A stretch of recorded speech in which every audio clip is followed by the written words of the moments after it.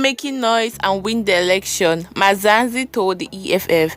Hello and welcome back to the weekend. If you're new to the channel, please do not forget to like, comment, subscribe, hit the notification bell to be able to watch our uploaded videos.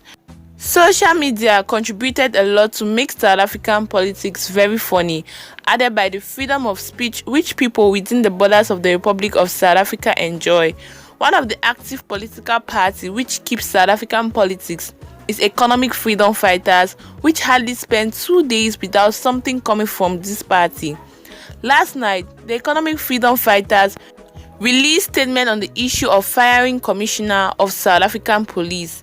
Economic Freedom Fighters expressed that they are disappointed and take the President of the Republic of South Africa and African National Congress, Cyril Ramaphosa's decision of firing Commissioner of Police and leave Minister Mzanzi as misfiring.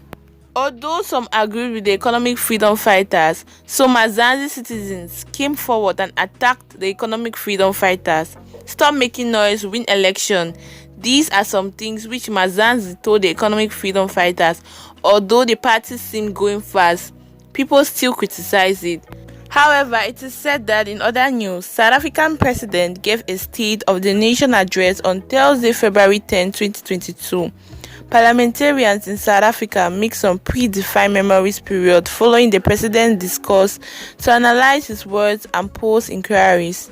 Individuals from Parliament will be permitted to ask the leader of South Africa inquiries on the 14th and 15th of February 2022, and the person in question will have until the 16th of February to react to every one of them.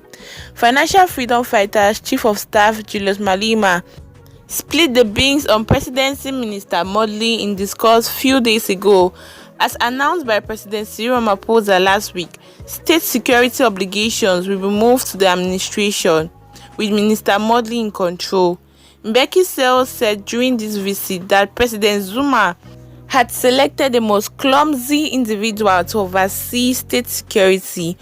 To conclude, the Jacaranda News posted on Twitter saying, #Sona debate Malema or Modley on being put in charge of state security. You, Ramaphosa, appointed the most unintelligent person to head that department. Hope you enjoyed this video, and please do not forget to like, comment, subscribe, hit the notification bell to be able to watch our uploaded videos, and have a blessed day.